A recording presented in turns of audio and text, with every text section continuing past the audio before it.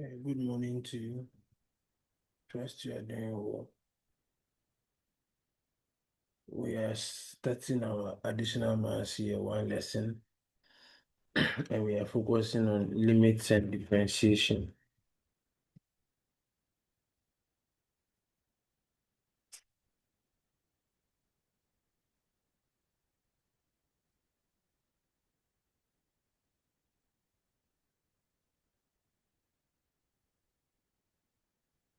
So we are starting with limits. So when we talk about limits, practically it's of a function.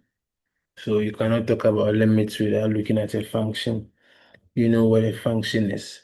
So when we talk about limit of a function, we are looking at describing the value that a function approaches as the input gets closer to a particular point. So you know a function has input values. If I have f of x to be equal to 2x minus 3, the x here becomes my input value, which means that if I'm looking at f2, it means that I am inputting 2 into the function here. So 2 times 2 minus 3, and that is 4 minus 3, which is equal to 1. So if you are looking at the limits of this function fs, then we are looking at describing the value of this particular function, that is the fx or the 2x minus 3.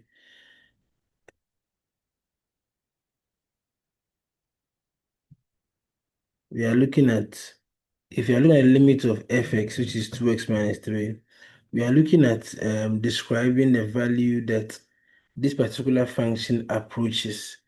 So what is the value that this particular function is approaching as the input value is also getting closer to a particular point? So if I'm looking at the limit of fx, limit of fx as x approaches, let me write as well. If I have my f of x to be 2x minus 3, I'm bringing in limits, it's limit. So I have my f of x here. Now the input value x should be approaching value a. So if you are looking at a limit of f of x, then we are looking at to what value is f of x going to approach whilst x is approaching a. To what value is the function f of x is going to approach whilst x is approaching a. Whilst the x is approaching a, the fx will also be approaching a value. So if we are interested in looking at what value is the fx approaching, then we'll have to look at considering that as x or the input value is approaching a. That is what we term as the limit of a function. Now, it's also very important to understand limits if you'll be able to understand extensively what differentiation is all about. So, if we are looking at limits, now we have something we call asymptotes. Okay, when I say asymptotes, I'm looking at the gap in a graph. You see, there are some functions that are continuous and there are some functions that are not continuous or discontinuous. If you are looking at a function that is continuous, something like this graph, if this is 2x minus 3, this particular function is continuous. It means that there is no gap at any point. So this is the function. There is no gap or there are no breaks in the graph of this particular function. That is what it means by saying that a function is said to be continuous. So if you are looking at the function being continuous, it means we are looking at um, there being no breaks or gaps in the graph of the function. And what this means is that we'll come to there. The limit at any point equals the function's value at that point. We'll come to there. So limit basically helps us to study the behavior of functions. Yeah, we study the behavior of functions using limits. So when we study the behavior of functions using limits, um, we'll look at if there are some gaps in the function, if there are some trends, if there are some potential discontinuity at a point where the graph is discontinuous, are there asymptotes? Asymptotes are gaps created in the function. You can have a graph like this and get here, and there will be a gap, then it continues like this. It means that at this particular point, the function is discontinuous. So once the function is discontinuous at that particular point, it creates what we call the asymptote, which is the hole here, the gap here for the particular function. We'll look at such functions in the future. So now know that if functions are continuous, it means that there are no gaps or breaks in the graph of that particular function. And if functions are discontinuous, it means that at a point there will be a gap or there will be break in that particular function or that graph of that particular function. So now let's look at limits proper. So if I write this lim f of x,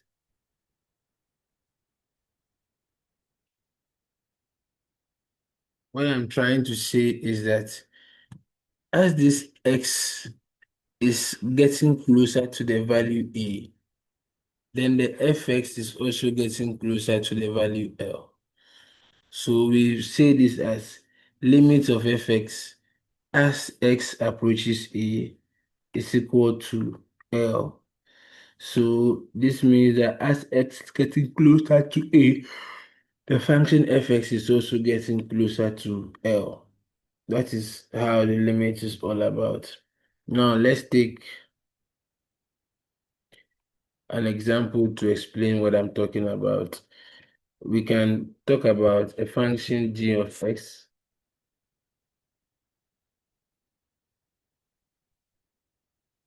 being equal to x squared minus 2 all out of x plus 2. This is a function g of x. Now we are going to look at the function g of x is the height, okay? We are going to look at the height of this function at the point where x is equal to negative 2. X is equal to negative 2. Now, if I'm looking at the height of this function at x is equal to negative 2, it means that practically I'm looking for g of negative 2 or g negative 2. Now, in this case, what is going to happen? The value of x becomes negative 2. You substitute.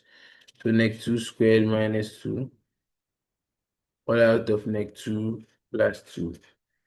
So, negative 2 squared is 4 minus 2, all out of negative 2 plus 2 is 0. So, I'm going to have 2 out of 0. Now, at this point, I know you know that any number out of 0 is undefined. Yes, so g of negative 2 is undefined. What this means is that if I'm drawing the graph of this particular function, at the point where x is negative 2, there's a discontinuity at that point. So if this graph is a line I'm drawing up to that point, there will be an asymptote before it continues. It means that there's a break or there's a gap in the graph of this particular function. Now, you may be tempted to say that g of negative 2 does not exist. That is what the function is telling you. But then the limit is going to predict what would actually be the value of g of negative 2. That is what the limit is going to do. It's going to predict what will be the actual value of negative 2. So how do we look at the limit? So now don't forget, we are looking at the limit as the value of x is approaching is negative 2. So now limit of gx as x approaches negative 2. Now, for you to look for this limit, you are going to look at x is approaching -2. If this is -2, and we are approaching, we can approach it from the left side, or you can approach it from the right side. Now, what are the values that can be on the left side? We can have -2.01, -2.02, -2.03, etc. At the right side, you can have -1.99, -1.98. So we can approach it from the left side and then our approach is from the right side. So if you are saying x is approaching -2, it is different from x being equal to -2. It means that x is getting closer and closer to -2, but x is not -2. That's why I use some values to predict x approaching -2 from the left side. So -2.01. You see, we can get closer to -2 by looking at -2.000001. We can also get closer by looking at -2.00, a million zeros and one. So as that x is approaching the -2 from the left side, what is the behavior of gx? As x is approaching -2 from the right hand side, what is the behavior of gx? The behavior of gx will help us to be able to predict the value of gx as x is getting closer to -2. So we'll use this um one to approximate what the value will be if x is at -2. Remember, when we looked at x at -2, we had an undefined value, or the g of -2 does not exist. But look at what limit will do for us. So I'll draw a table. I'm looking at as x is approaching -2. So if I draw a table, I can have values like -2.1. I can have a value like -2.01. I can have a value like -2.001. I'm getting closer. I can get a value like -2.001. So let me just end with a -2. And I can get about -1.999. I can get a value like -1.99. I can also get a value like -1.9. So you see, if I am -1.9, getting closer, I can have -1.99. Getting more closer, I can get -1.999. Don't forget, I can also, this is not the closest I can get. -1.999999999.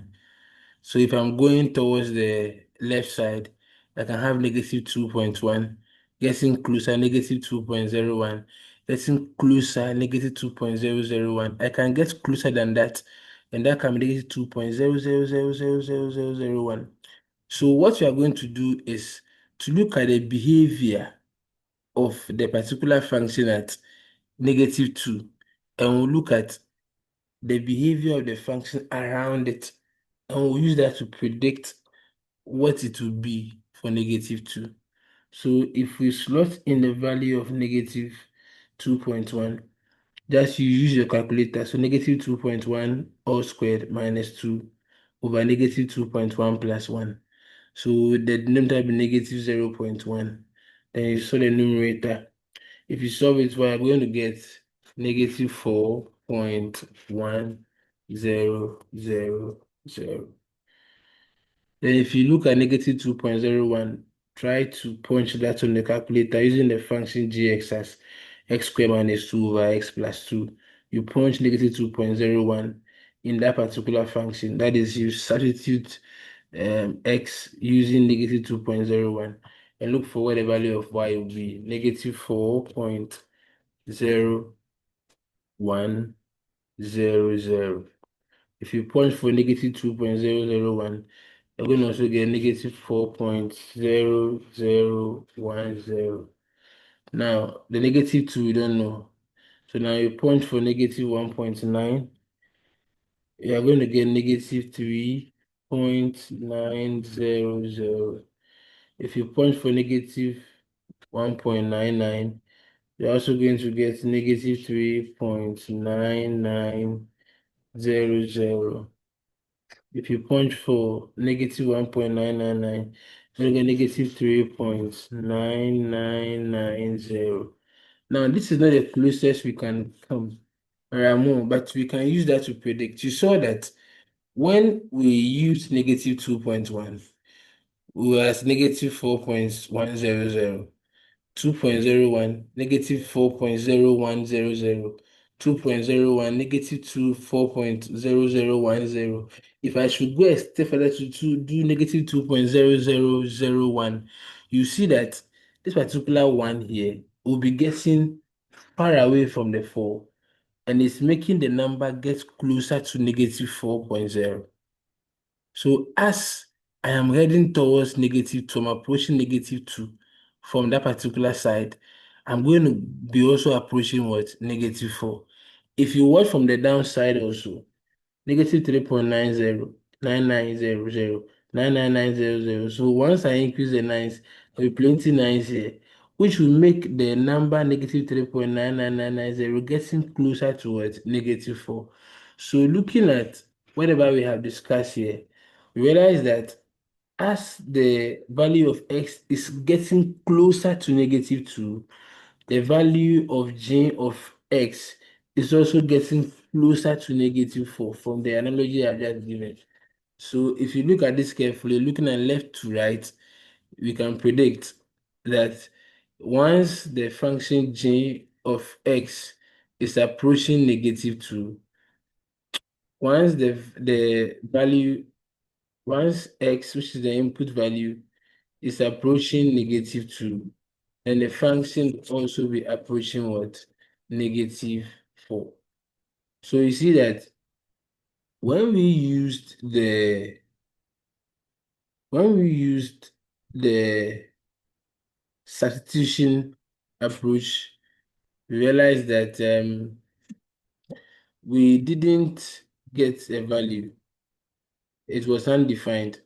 When we used the limit approach, we were able to predict that as x is approaching negative 2, the function gx is also approaching negative 4. So we can predict that that is the area where if x is negative 2, the function g of x will be. What are the applications? That I explained earlier on that if you are doing a graph of that, you realize that there would be an asymptote, or there will be a discontinuity at the point where x is equal to negative 2. Don't forget, the discontinuity simply means there's a gap or break in the graph. That is how it works. What are the applications of this? You see, I can look at having a circle with a polygon within the circle. You see, this is a three-sided polygon within the circle, the square circle. This is a four-sided figure within the circle. I can create one for five-sided figure. 1, 2, 3, 4, 5. I can create one for six-sided figure. 1, 2, 3, 4, 5, 6. You realize that the more I create, you realize that the smaller the side of the polygon becomes. Imagine I'm creating for 20-sided polygon. The size of the polygon will become smaller. Imagine I'm creating for 100-sided polygon. The size of the polygons within the circle becomes smaller. And the smaller the size of the length of the polygon within the circle, you realize that the more the polygon becomes like the circle. That's how it is. Imagine I'm creating a lot of um size within a circle. See, there's something small, small, small, small. You see, the more I'm creating a lot of size, you see that the polygon is becoming gradually like the circle. So we say that as the number of sides is approaching infinity, you see that the polygon will become like the circle, which means that the perimeter of the polygon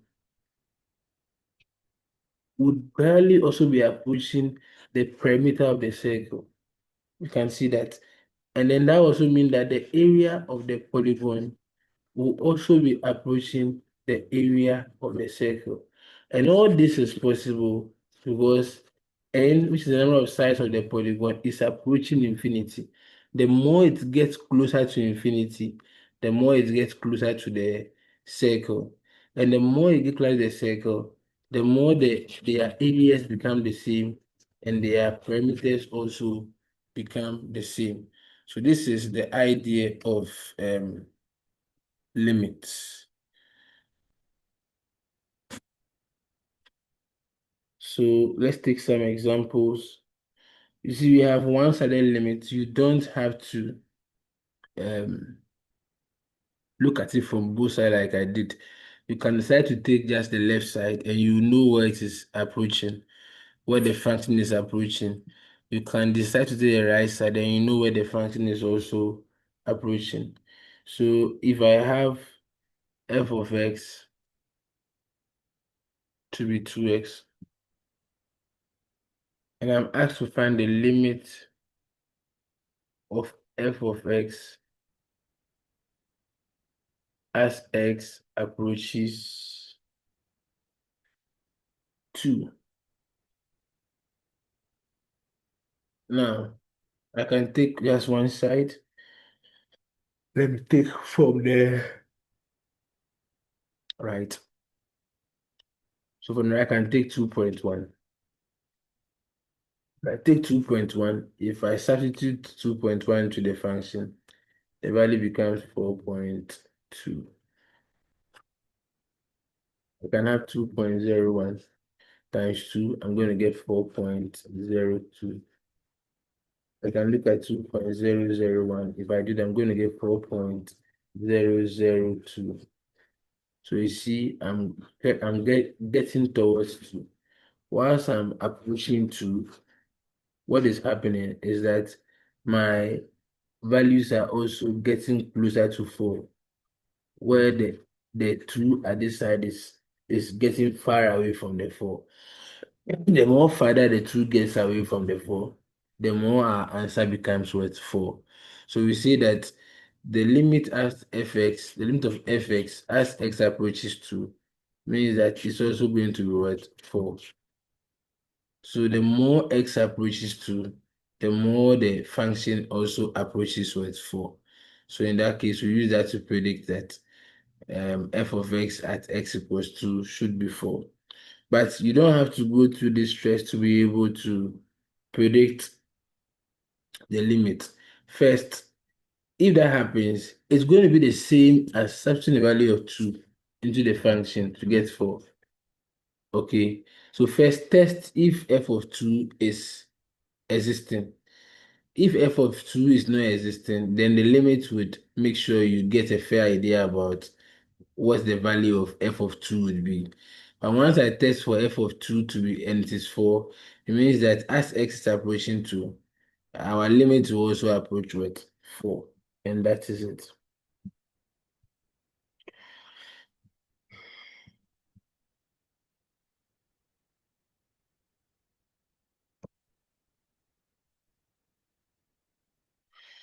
So for the existence of a limit, for a limit to exist, it is very interesting and you have to know that the left hand side or the left hand limit and the right hand limit must agree, they must all be equal.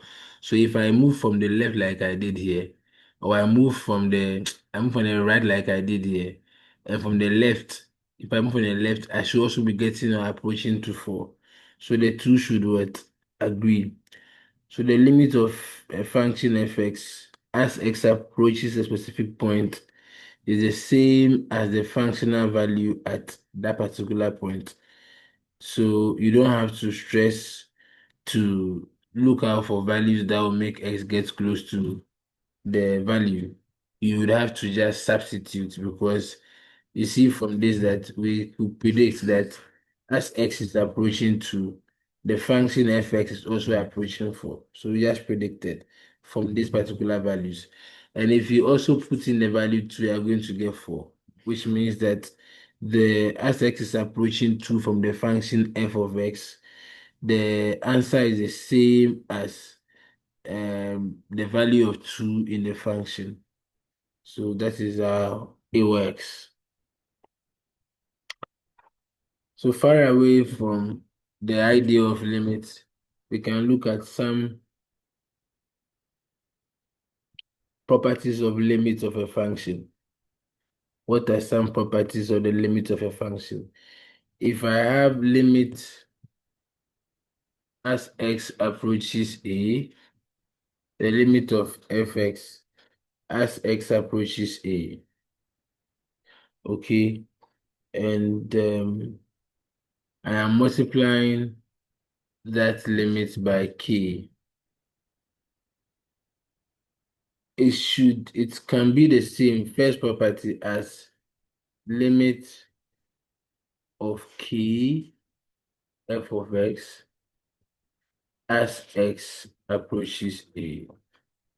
Let's take an example to explain what I'm talking about. If I have 5 lim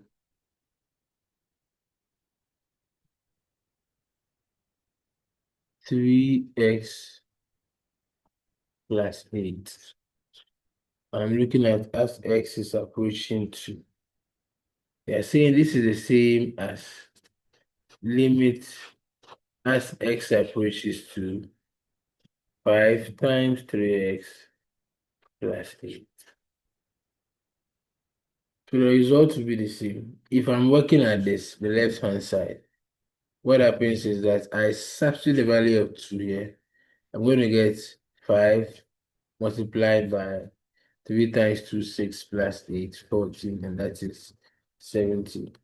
If I'm doing for this 2, I'm going to have 5, 3 times 2 plus 8. And this in the bracket is also going to give you 14 times 5 is also what? 70. So that is how it works for that particular property. Now property 2.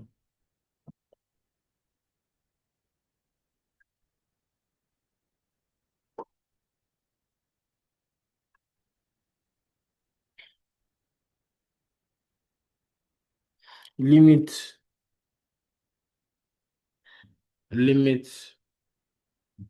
as x approaches a for the function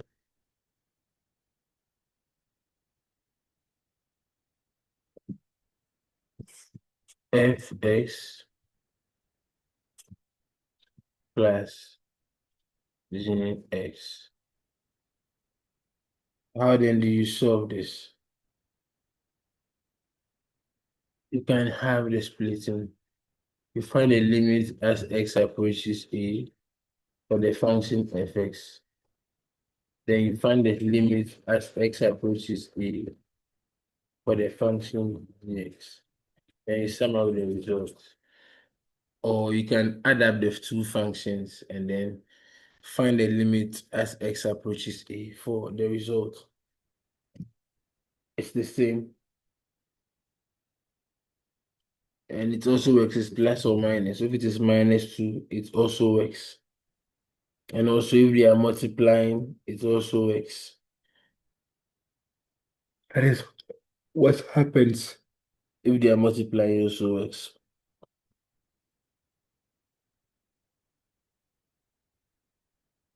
That's the property. So it works for multiplication, addition, and then subtraction. Then for division too, it works provided the limit of the denominator is not going to be 0. Then it will work. If I have a limit of the denominator is going to be 0, then it would not work. So that is it for our limits. So I'm going to give you some example.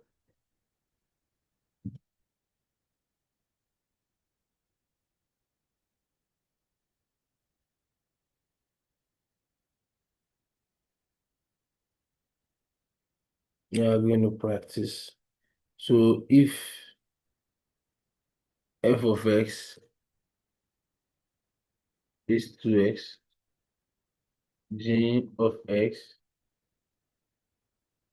is 2x plus 3,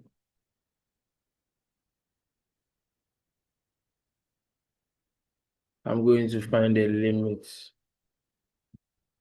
as x approaches 3 for fx times, if you are going to find this limit as x approaches 3, I can decide to find as x approaches 3 for fx, that will be 2 times 3. And I find for as x approaches 3 for this, that will be 2 times 3 plus 3.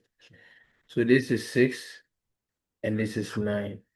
So once I'm done, I'm going to multiply the result because the functions are multiplying here, and my result is 54. Someone else can decide to multiply these functions first. So 2x multiplied by 2x plus 3.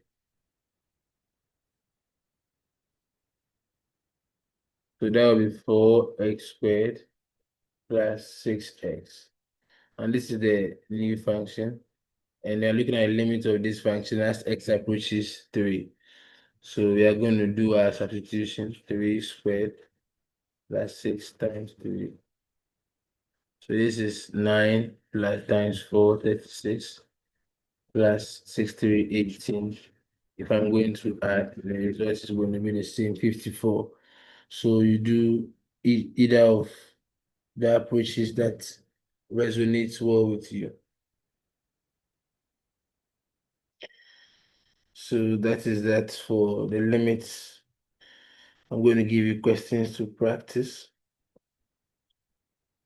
Once you practice, you get to understand